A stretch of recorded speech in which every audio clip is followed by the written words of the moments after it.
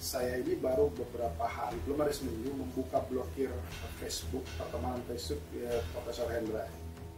Teman-teman catat ya, kopi memang mampu menahan lapar, tapi dia bisa menghasilkan efek tipuan. Maksudnya? Menahan laparnya habis itu brutal. Sebetulnya genetik itu ada, cuma lemah. Ketika gaya hidup lu menuntut untuk itu, dia muncul ke permukaan. Bisa jadi juga kan? Ya nggak tahu juga ya. Tapi intinya adalah genetik and non genetik hari ini itu bukan satu isu yang penting. Isu yang penting itu adalah seperti yang dibahas pada jurnal Hendra.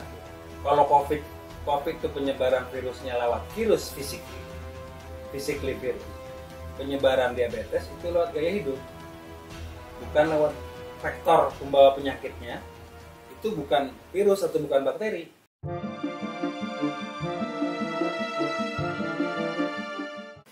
Halo, Prof. Udah berapa lama kita nggak ketemu? Wah, lumayan ya. Dengan Bang Indi, cukup lama Bang Indi. Kita sudah nggak ketemu barangkali sudah 3-4 tahun kali ya. COVID itu udah hampir berjalan 5 tahun kan? Iya, berarti 5 tahun. Jadi sekitar 5-6 tahun nggak ketemu. Dan begitu gua ketemu, gua ngeliat lu kayak begini, sebetulnya ada apa? Ya, nggak ada apa-apa sih. Ya, soalan hidup lah. Iya kan, artinya kan ada sebab yang membuat. Begitu gua lihat dulu di awal dulu ya, gagal. Masih gagal. Iya, maksudnya keras orangnya itu kan. Kemudian apa yang gua lihat dulu pada waktu itu, sekarang ini gua nggak dapat. Oke. Ada hal yang membuat lu jadi seperti kayak begini itu apa? Oke, kebetulan aja ya. Gue baru makan nih. Barusan makan nih. Tepat sekitar jam loncengnya jam 7 jam 8 itu jeda gue makan nih. Jadi ini kita lagi manfaatin kalau bensin dari serve nih. Gue tuh mood swing nih. Jadi ada salah satu dampak dari katakanlah kata yang gak enak buat publik lah. Penderita gampangnya diabetes lah. Nah, diabetes itu kalau habis makan GD-nya naik kan? Itu kayak narkoba. Rasa seger gue tuh kayak narkoba. Sugar is narcotics, betul. Sugar is narcotic. Oke. Jadi kebetulan kita baru setengah jam nih dari jeda makan. Nah di setengah jam ini kondisinya gula darah gue lagi naik nih. Karena proses serapannya cepat sekali kan, hanya butuh setengah jam 1 jam. Ini gue lagi gembira gitu, ada euforia. Contohnya kayak gitulah. Nah, mood swing ini terjadi kayak apa ya? Kayak gitulah, ada situasi naik turunnya. Nah ini kebetulan kita take pada saat mood gue lagi bagus banget karena ada candunya lagi masuk nih. Candunya lagi memuncak lah cerita. Lagi kerja. Candu karbohidrat sama candu gulanya lagi operating. Gitu. Ya, cuman ada rasa tegang gitu, lompatnya berapa sih? Lu bilang barusan gula itu gue juga baru tahu. Jadi gue pengen tahu, cuma lu kelas balik ke belakang. Pertama kali lu merasa bahwa lu punya penyakit ini, Prof. Ya, diabetes. Gimana ceritanya? Sebenarnya kebetulan ya. Kebetulan sih. Gimana? Ini kebetulan gitu. Saya udah cerita agak flashback ya. Okay. Gue dalam kondisi stressful karena situasi keluarga. Tapi kita open aja ke publik lah. Publik tahu lah siapa Hendra dan bagaimana cerita Hendra sehari-hari. Teman-teman dekat kita tahu persis lah. Nah, ini dan A, B, Z-nya tahu lah. Gue stressful nih, gitu ya. Berantem nih sama bini. Ribut keluarga. Oke. Karena ribut kan, stres. Gak teratur dan di everything in chaos. So. Everything in chaos. Makan chaos, tidur chaos, semua chaos. Muncul macam-macam. Sampai muncul kesemutan. itu pertama kali lu rasakan itu? Nah, 2 malam sebelum kesemutan, gue masih makan kue. Karena lu nggak tahu nih Iya. kenapa kesemutan tadi, lu nggak tahu. Gak tahu, bini gue bawa dari Palembang, kue enak banget dari mertua. Satu bonggol kue, bolu, ada kejunya, ada gulanya. kita habuk dah tuh malam-malam. Hajar juga, dadu. Siang besok makan lagi gue. Dengan sambil santainya, gue bilang sama bini gue bikin kopi. Manis gula, ya. Semutan gue. Itu bentar, gue potong dulu. Itu waktu kesemutan datang itu setelah atau sedang lu minum kopi? Sebetulnya awalnya sih apa ya, grijeng aja. Begitu lu tambahin kopi, Ya nggak serta-merta sih, tapi grijengnya itu kok intens gitu. Lanjut, ya gue iseng nih ke Kimia Farma kan, karena pas eksperimen gue Kimia Farma, BPJS, malum lah orang kaya raya di Indonesia ini kan BPJS semua. yang punya negara. Yang punya negara kan gitu kan. Mampirlah gue mendapatkan dokter yang cantik itu kan, karena sebetulnya bukan berobat kan, dokternya cakep. Nah kemudian curiga dokternya, biasanya ke situ, kenapa Pak? Radang sendi. As usual, sebagaimana hari-hari indah sebelumnya, itu pasti son itu yang dikasih. Kita nggak usah nyebut obat, nanti pabrik obatnya marah ya. Apa son? Oke lah, kita udah dexamethasone gitu ya, Misalkan prednisolon gitu ya. Tambah dah obat anti nyeri nih. itu killer pain berarti kan? Painkiller dan anti radang. Painkiller atau dan anti radang. Nah, kalau gue sakit sekali, biasanya gue dikasih jenis obat yang betul-betul anti rasa sakit ya. Sekali waktu pernah dikasih untuk 3 hari, memang sangat sakit. Nah kebetulan dokter itu mungkin lagi bawa alat tes gula. Mungkin, kebetulan sekali. Dites lah. Mata indahnya tuh mendelik nih. Si dokter tadi Nah. yang ngetes darah tadi, oke. Melihat yang terregister itu 220. Ditanya makan terakhir jam berapa? Gue bilang makan terakhir itu 2 jam yang lalu. Oke. Kita langsung rekomen ya ke vaskes sekunder ya. Ke vaskes sekunder dikasih waktu beberapa hari, 2-3 hari. Rujukan ke yang terdekat lah ya, pemilik Lu kan nanya tuh dokter, emang ada apa gitu enggak? Karena gue orang yang super cerdas kan, gue langsung baca langsung. Oke. Sorry deh pada pemirsa karena saya agak-agak kepo, agak gini. Gue sama soalan BPJS kemarin gue mengamati kan gitu. Ini kode yang muncul apa? Ternyata betul yang ditulis non insulin dependence diabetes. Terbaca. Nah, gue langsung kebayang di kepala nih, something very wrong. This is very wrong. Iya dong. Iya. Mungkin juga mental juga masih Belum kena. Gue anggapnya easy. Waktu itu gue anggapnya easy. Jadi sesuai dengan apa yang gue ketahui, gue waktu itu lagi kecililitan nih, ganti screen nih anak gue. Habis cek cililitan dulu deh KPGC.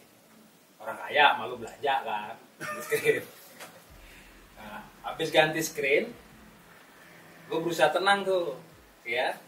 Balik jam 5:15, setengah 6, gue mampir ke Apotika 24. 5.30. 5.30, gue mau tahu 5.30 dapat berapa rapot gue. Gue cek lagi. Ternyata di 5.30, gue ingat itu sebelum azan ya. 5.30 itu diregister 128. Dalam hati gue mengucap, kalau Allah itu ada, berhubung gue sedikit ateis diagnostik ya, jika Tuhan itu ada dan Tuhan itu berkenan gitu ya, tentu Tuhan ada ya gitu. Sekarang gitu, kalau kemarin kan agak ngaco gitu. Oh gitu. 128. Gue berkata alhamdulillah, at least pankreas gue masih ada. Yang terjadi hanya keterlambatan insulin. Sebentar. Yang lu maksudkan dengan pankreas ada itu maksudnya gimana sih? Gue masih punya pankreas, gue masih kerja. Oh, Masih masih ngefek. bekerja. Masih bekerja. Masih apa namanya? Masih beraktivitas. Masih. Mungkin lu udah mulai ngerasain. Nggak ada rasanya, nggak ada. Oh gitu. Nggak ada rasanya. Sama sekali tidak ada rasanya. Jadi yang perlu diketahui itu namanya efek apungan. Berapa jam sih insulin kita kerja? Maksudnya? Jadi dari angka 222 itu menuju 128 tuh butuh berapa jam? Orang normal yang kita dari awal bilang mood swing, kalau orang normal begitu dia agak lemes belanja ke Alfamart, Indomaret cari roti manis kan, memplok satu nih, Keganjal. bukan keganjal, gula darahnya naik 180 200 Ya. tapi 2 jam turun, gue kagak 220 diem dulu di puncak. Berhubung puncak itu adalah dingin dan penuh dengan keindahan alam semesta gitu, namanya puncak. Malas turun dia. Nggak malas turun dia, nggak mau pulang dia, ngambang dia, melayang. Diamlah dia di situ. Diamlah di angka itu selama 3 jam, baru turun di 128. Oh, gitu perbedaannya. Nah, orang-orang macam-macam, ada yang tipenya 3 jam, ada yang efek apungannya 4 jam. Nah, efek apungan itu yang disebut apa namanya? Itulah gejala-gejala DM yang paling spesifik, khususnya diabetes non insulin dependent. Bagi mereka yang nggak punya insulin atau yang pakai insulin tambahan, itu mantap, diam di situ. Oke, sebentar. Ini mungkin ada yang ingin gua tanya, mungkin buat informasi teman-teman ya. Siapa tahu apa yang pernah lu rasakan ini bisa apa namanya, menjadi barometer mereka. Yang gampang ini, gampang ini. Pada waktu itu, pada waktu yang lu ceritakan barusan itu, apa yang lu rasakan di fisik lu? Nggak ada. Tidak. Lemas mungkin atau Nggak apa? ada. Biasanya yang gua dengar kan biasanya begitu kalau orang sakit gula. Lemas setelah kita ada treatment. Nah, setelah treatment baru ada lemas. Selalu ceritakan apa yang lu Sekarang ini ada treatment kan. Oke. Contohnya gue baru makan nih. Gua kan maksudnya gua tanyakan tadi pada waktu itu. Pada Nggak ada, waktu nggak ada. Jadi 100% penderita diabetes tidak menyadari itu sebelum ada komplikasi. Sebelum ada komplikasi. Betul. Sebelum terjadi komplikasi, rata-rata 99,99% tidak ada sindrom. Kecuali yang di atas 300 ya. Yang 400, yang 1000. Dan komplikasi ini sendiri berarti ditarik oleh diabetes atau karena diabetes? Jadi diabetes itu yang diserang pertama itu pembuluh darah nih. Badannya keracunan gula. Nah, pembuluh darah yang diserang pertama kali pembuluh darah kecil, namanya perifer. Pembuluh darah yang menjuplai saraf-saraf di ujung-ujung yang paling jauh. Itu cirinya semutan. Kesemutannya makin intens tuh. Sampai ketika pulang cilitan mulai kram. Mungkin kramnya kram stres ya, bukan kram DM ya, karena ada faktor stres ya. Tapi setelah perjalanan sampai hari ini, kram dan kaku dan kebasnya masih terasa. Artinya pada waktu itu lu pulang dari Cilitan karena sudah mendapatkan informasi bahwa lu menderita ini, kan begitu kan? Bisa jadi itu karena stres, bisa jadi itu memang karena penyakit itu juga, kan itu. Mungkin dua-duanya kali ya.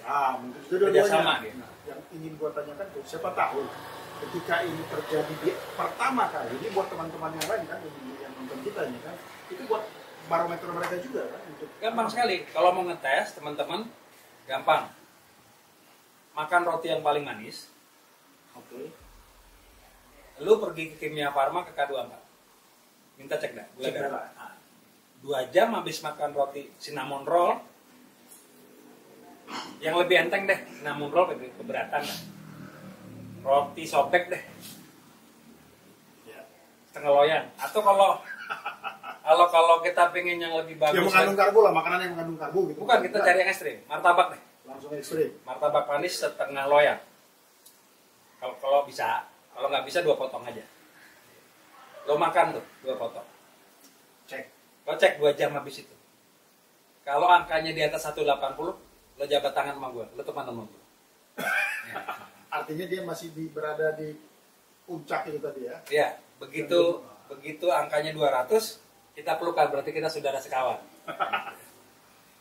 Iya. Contoh seperti anak gua, Yosi, dia makan roti, nenang sekarang pada umumnya, itu habis 2 jam itu 160. That's not normal. Normally harus 140 ke bawah. Berarti dia sudah setelah 2 jam. Setelah 2 jam.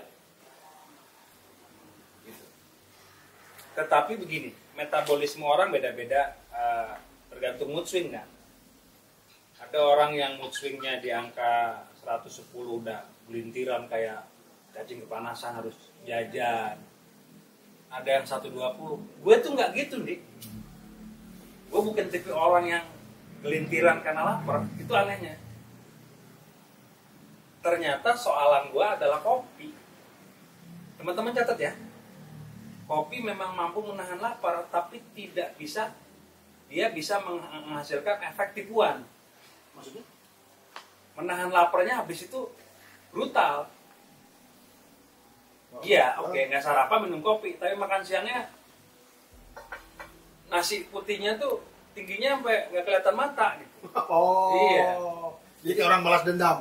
Bukan, badannya otomatis.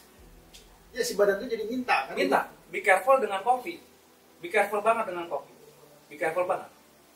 Dia akan memberikan satu efek, misalnya sugar craving. Terlepas itu apa namanya, kopi manis ataupun kopi pahit. Pahit lebih bahaya. Bukan kopi, kafein. Oleh karena itu olahragawan kalau habis latihan dilarang minum kafein. Karena kafein itu akan membuat dia crave for sugar. Mekanismenya gimana rumit ya. Tapi soalannya adalah si kopi itu membohongi tubuh sampai pada satu titik si tubuh betul-betul crave.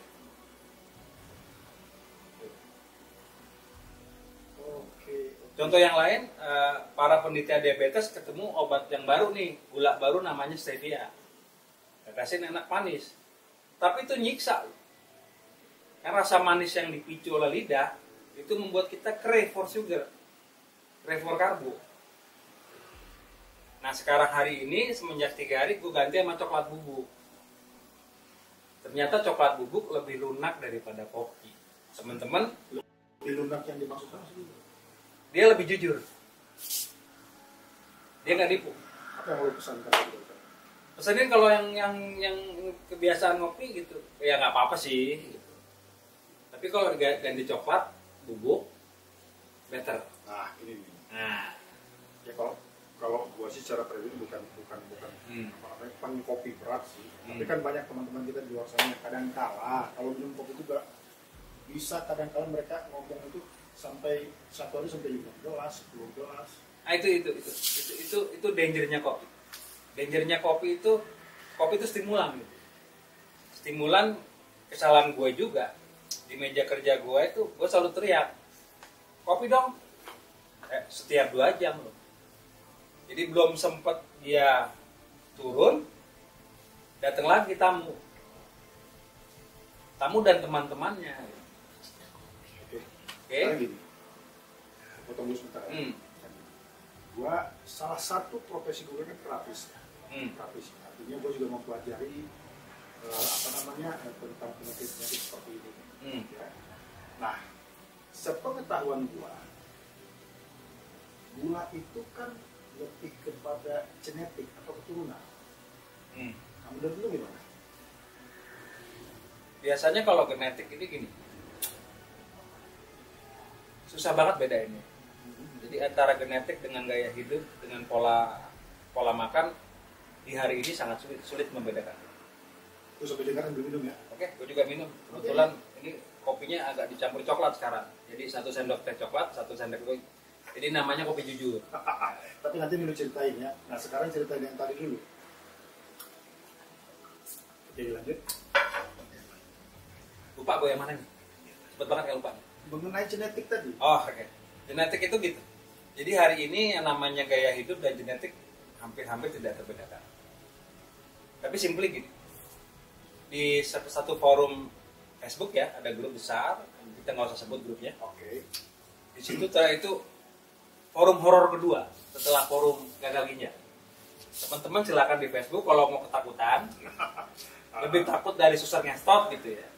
Itu di Facebook, di atas klik gagal ginjal, ikut komunitasnya. Gue jamin bulu kuduknya akan berdiri setiap menit. Karena setiap 5 menit tuh update status yang sangat horor. Grup komunitas gagal ginjal yang pertama. Kedua, komunitas diabetes sama horornya. Nah, kalau seneng film horor, tonton aja tuh dua komunitas itu. Nah, jadi gitu. Jadi teman-teman bisa browsing atau bukan browsing, join membernya gitu. Join the party. Tapi yang paling serem itu komunitas gagal ginjal, itu yang paling menakutkan. Tapi kan pertanyaan lu belum dijawab nih. Pertanyaan gue yang tadi belum dijawab. Sepengetahuan gue juga nih, gagal ginjal itu kan nggak ada hubungannya dengan genetik. Tapi kalau diabetes, ya, dekat. Nah, itu kan dekat dengan genetik. Nah, lu kan tadi ingin membedakan begitu tipisnya diabetes yang karena genetik dengan apakah karena genetik atau apakah karena gaya hidup. Gampang. Kalau genetik lihat emaknya. Karena diabetes tidak diturunkan dari pria, diturunkan dari perempuan. Oh begitu. Ya. Teorinya begitu.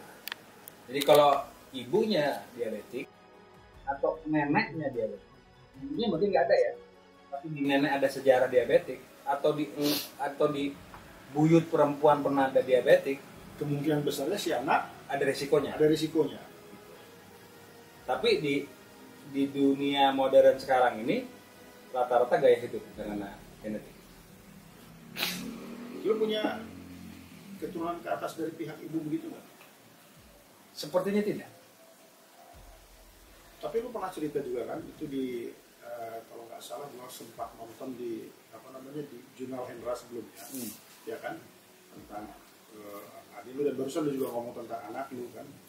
Apa nggak memunculkan kemungkinan bahwa itu juga adalah karena keturunan? Ya bisa jadi cross ya. Ya. Bisa jadi genetiknya cross. Tapi dari pihak ibu gua nggak ada. Dari pihak ibu sebetulnya nggak ada, atau begini mungkin bisa jadi ini teori yang lain kan ya. Sebetulnya genetik itu ada, cuman lemah ketika gaya hidup lu menuntut untuk itu, dia muncul ke permukaan nih. Bisa jadi juga kan? Ya nggak tahu juga ya. Tapi intinya adalah genetik and non genetik hari ini itu bukan bukan satu isu yang penting. Isu yang penting itu adalah seperti yang dibahas pada jurnal Hendra. Kalau COVID itu penyebaran virusnya lewat virus physically virus. Penyebaran diabetes itu lewat gaya hidup, bukan lewat faktor pembawa penyakitnya. Itu bukan virus atau bukan bakteri. Faktor pembawanya gaya hidup dan budaya. Nah, ini yang definisi ini mungkin baru Profesor Hendra yang ngomong, belum ada profesor yang lain yang ngomong begitu. Ada tesis itu, ada antitesisnya kan. Iya. Kuat juga, dulu kan suka minum juga, lu tahu kan, kita sering sama-sama minum juga dulu kan. Kemudian gua ini seorang penyuka manis. Gua kalau makan kue itu lebih memilih kue yang manis, bahkan lebih saat sekarang ini lebih memilih kue yang manis daripada kue yang asin atau nggak ada rasanya. Gini nih, bukan soalan manis itu subjektif. Kita kasih tahu kepada pemirsa, manis itu urusan lidah, subjektif. Oke. 3 cracker asinnya ukurannya segini nih ya, segini nih. Itu nilai gulanya sama dengan 1 gelas teh manis. Jadi kalau orang sakit gula, itu ya?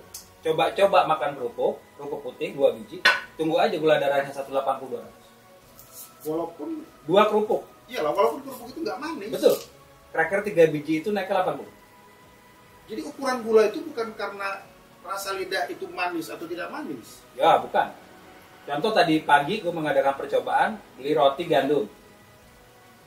Ya enak toh, tawar, gue sisipin keju. ternyata keju yang ada keju-kejuan. Biasalah orang Indonesia. Ya kejunya ternyata ada tepung maizena. Ya. Jadi mungkin keju sintetis kan? Ya, ada maizenanya. Keju 20%, yang lainnya tepung semua. Tepung semua.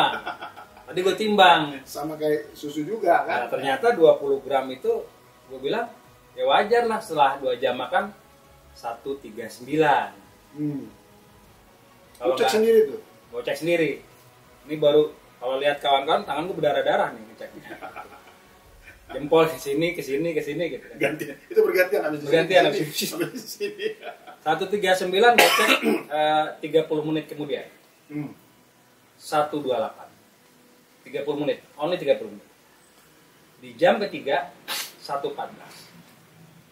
Berarti apa yang membuat peaknya? Si keju itu. Nah, gue bandingkan sama singkong. Singkong gue coba 2 kali percobaan, 3 kali sama. Singkong itu punya kelakuan lebih aneh lagi. Gimana tuh? Dia, singkong itu 2 jam gak ngapa-ngapain dia, santai-santai dia jalan kaki. Jam ketiga baru serangannya. Deng. Nah, iseng gue 1 jam pertama di puncaknya di 154. Alhamdulillah. Nah, 2 jam nih turunnya 30. Iya kan? Jam kedua jedek berapa coba? 161. Jam ketiga baru turun. Oke, kita kembali ke flashback yang awal cerita lu tadi ya. Oke, kita lanjut yang peminum nih. Yang peminum. Ya buat teman-teman peminum, Oke, coba. ya, jangan beli minuman murah. Oke. Oke? Kalau beli yang bagus karya. Maksudnya apa tuh? Minuman murah, ada kemarin kasus ya di grup diabetes, dia jajal nyali. Dia minum minuman fermentasi. 300. Sebentar, gue potong dulu nih, sebelum dulu. Bukankah alkohol itu sendiri fermentasi, hasil daripada fermentasi? Enggak, alkohol distilasi. Perbedaannya gimana sih? Gue nggak paham nih kayak gini. Jadi alkohol itu destilir. Oke. Kalau dalam bir, alkoholnya kan kadarnya 10. Kalau dalam Solichnaya vodka itu 40. Oke ya? Tapi alkohol kan luar biasa. Begitu masuk badan lo panas, langsung dikonvert jadi energi. Gak nunggu waktu. Gue minum whisky yang bagus, seteguk, dalam waktu 10 detik badan gue berontak. Energinya langsung konversi. Dan begitu energi itu konversi, surutnya cepat. Itu kalau minuman yang mahal. Yoi. Tapi minuman yang murah kan gula diminumin. Gula, lokasi etil alkohol. Etil alkohol dia masukin gula. Ke sirup, enak. Yoi. Atau apa namanya, sari buah lah misalnya. Fruktos lah. Fruktos. Tapi bukan berarti harus berbeli minuman, itu juga salah ya. Tapi gejala-gejala gue ini peminum dan lo peminum, tau kan? Ketika kita nggak punya duit, pasti cari yang bisa diminum. Yang harganya 60.000 sampai yang gold 90.000 gitu kan. Sebotol celeng gitu. Nah, itu temen gue tiap malam tuh kalau lagi stres ngedit, enak celeng nih gitu kan. Belilah bermodalkan kantong plastik kan. Tuang. Kalau anak SMA dulu ya, masih SMA pakai sedotan. Di belakang kelas tuh. Yoi. Gue melakukan jam berapa? Jam 4 pagi, jam 3 pagi. Dan sambil nyeruput, krekernya 3. Habis itu bobo. Coba kalau gue bobo, kalau gue cek, hantu gue bisa ngecek gula gue pas gue bobo, berapa? Gue yakin 300-400. Per waktu itu ya. Dan itu everyday. Every single day. Dan ada lagi kebiasaan yang paling enak kan adalah tidak masak di rumah. Ibu-ibu, tante-tante, sis, kakak-kakak, adik-adik, gue sampai berantem sama bini gue. Gara-gara lu nih. Nah, akhirnya gue minta maaf dong ya sama bini gue. Jadi kembali ke cerita lu awal, begitu lu mulai cek, merasakan segala macam gitu ya. Nah, yang ingin gue tahu, menurut lu lah, karena lu yang merasakan itu kan, apakah itu terjadi karena lu tidak tahu hingga lu sebetulnya ada gejala, cuman lu tidak merasakannya karena ini kan mungkin penyakit biasa aja, jadi lebih ke situ. Atau memang untuk awal penderita yang pernah itu memang nggak terasa. Yang terasa gini, yang hallmarknya gini, the key hallmark atau tanda-tanda diabetes itu yang sering diabai gitu. Itu adalah kencing malam. Kalau malam kencing untuk malam, namanya nokturia. Orang anggapnya itu kebanyakan minum. padahal Itu ciri pertama. Tetapi itu juga siklus ya, jadi tidak berlangsung begitu saja, ada jeda-jedanya, ada siklusnya gitu. gue jadi takut juga nih. Begitu malam lo udah mulai pipis lebih dari 3 kali terbangun untuk pipis, Iya, itu gua. terus ya mulai harus gak usah cek gula, tapi diwaspadai aja. Kedua, jerawat nggak sembuh-sembuh, kulit gatel. 3, nyeri sendi. Yang paling menonjol misalkan gampang masuk angin. Kerokin mah, pijetin mah, kaki pegel mah, terutama bagian soleus ya. Saya jelasin sedikitnya. Saya nanya sama teman akupuntur ya. Jadi orang diabetes mungkin tahu. Jadi salah satu terapinya adalah nepuk bagian ini dan ini. Ini kalau ditepuk, gelenyer-gelenyer rasa ke ujung jari. Karena ini yang nyuplai darah ke perikarnya. Rata-rata pegel kita tuh, betis gue kok pegel-pegel sih. Urutin dong. Pengen minta diurut. Yoi. Oke, gejala-gejala DM tuh yang klasik ya, nokturia, pipis malam. Nah, kemudian kita sering kayak masuk angin, kita sekaliin tengah malam kok pegel-pegel. Kayak dikeroyok. Tenginya dipijit di bagian betis. Sebetulnya itu bagian dari drama besarnya diabetes tuh.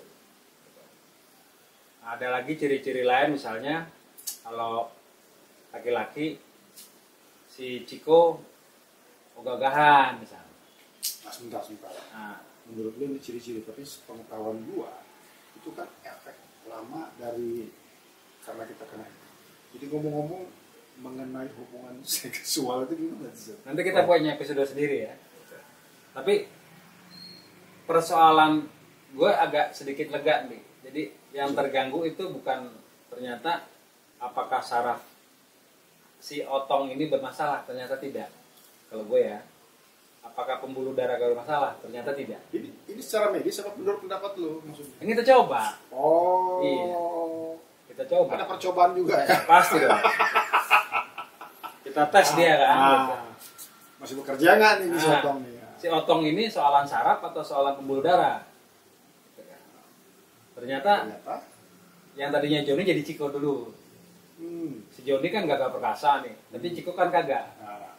Masih taman kanak-kanak. Jadi tingkat kekerasan dan tingkat mengecil gitu maksud lu itu? Menciut. Yoi. Ereksi tidak stabil. Ya kadang. Tapi masih bisa dipakai. Belum pernah nyoba gua. Karena itu kan menghasilkan hal-hal yang dramatis lah ya. Tapi teknologi udah ada jawabannya. Nanti kita bicara episode tentang implan laki-laki. Ternyata bukan hanya perempuan yang punya hak untuk punya payudara besar. Laki-laki juga bisa. Bisa. Nanti kita kasih alamat dan ada diskon khusus 30%. Nah, kalau menurut lu nih, mana yang lebih stres? Lu kena diabetes apa nggak bisa begini? Dia multidimensional. Borok-borok mikirin si Johnny dan si Ciko gitu. Mikirin sarapan aja udah ribet gitu. Borok-borok kesana gitu, mikirin gue mesti belanja apa udah pusing gitu. Tapi akhir-akhir ini gue mulai berpikir seks ya. Ketika segala sesuatu sudah termanage, terkelola, gue mulai berpikir nih, ini etape revitalisasi soalan seks. Karena soalan-soalan yang ini udah lewat nih, gitu kan? Gula darah gue udah stabil nih, saatnya gue untuk segera mengaktifkan kembali cakra seks. Oke. Tapi kawan-kawan, sebagai catatan juga ini kan, saya ini baru beberapa hari, belum ada seminggu, membuka blokir Facebook, pertemanan Facebook Profesor Hendra ini. Sebetulnya nggak ada masalah apa-apa, sebetulnya hanya karena Ya udah tanya kita berdua yang tahu, tapi sekarang kan sebetulnya nggak ada masalah juga kita berteman bertemu selain di Facebook juga biasa juga begini juga. Ya kalau gue nggak begini, hidup itu drama gitu. Hidup itu drama. Kita kan kayak gedung legislatif kan. Gue megang kata-kata politis ya. There is no, tidak ada musuh abadi. Oh Ya. gitu. Nah, nggak akan pernah ada namanya musuh abadi dan tidak ada yang pernah namanya kekasih abadi. Segala sesuatu berubah dan terus menerus dan dinamik. Ini kayaknya pengalaman pribadi. Ya. Jadi apa yang kita pernah alamin itu memberikan pelajaran termasuk kondisi-kondisi sekarang bahwa ada hal yang dinamis ya. People change, orang berubah, condition change, Kondisi juga berubah, persepsi berubah, umur juga tuh, menentukan perubahan kita. tuh, kenakalan bisa bertambah atau berkurang. Atau gitu. berkurang perubahannya. Tapi kalau gua pasti berkurang. Hanya Karena kondisi yang kayak begini. kebetulan tadi teman Dendra kita ada minuman bagus nih, boleh juga nih. Tapi Oke. galak gitu. Ya.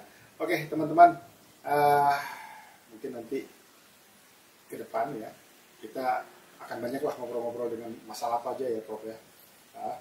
Apa aja lah yang nanti kita obrolkan berdua. Jangan lupa subscribe, Like and komen. komen. Iya. Pun kalau misalkan Anda ingin bertanya tentang masalah yang barusan dibicarakan juga nggak apa-apa, nanti di bawah aja di kolom komentar. Siapa tahu nanti di channel berikutnya mungkin bisa kita bahas ya. Oke, bukan kita menjual nama orang ya. Nah, Jadi di kanal YouTube lain untuk compare Anda bisa ke Dr. Jason Fung, oke. kanalnya Dr. Jason Fung, kemudian Dr. Egbert, kemudian ada satu lagi nutrisionis dan dokter dari Australia, lupa gue nama Barbara siapa. Gitu kan. Jadi untuk pembandingnya jangan podcastnya Deddy Corbuzier, maaf Om Deddy ya. Gitu. Nggak ada di situ gitu. Tapi kalau ke Dr. Egbert, ke Dr. Jason Fung, ke beberapa yang terkait teman-teman browsing ada American Diabetic Associations. Oke, di situ bukan ngablok tuh ya. Kalau bukan kita kan ngablok gitu. Kalau mereka kan nggak ngablok nih gitu. Ada dasar fundamental saintifiknya dan mereka bisa dibenarkan. Saya harap teman-teman memperkaya diri dengan nonton YouTube itu jangan X video mulu ya. Gitu. Ya. Oke. Oke, terima kasih teman-teman. Subscribe, like dan komen ya gitu ya. Kalau komen yang tidak terpikirkan lah apa gitu kira-kira gitu. Teman-teman sampai ketemu di segmen berikutnya. Oke, terima kasih. Berjumpa lagi next segmen. Thank you.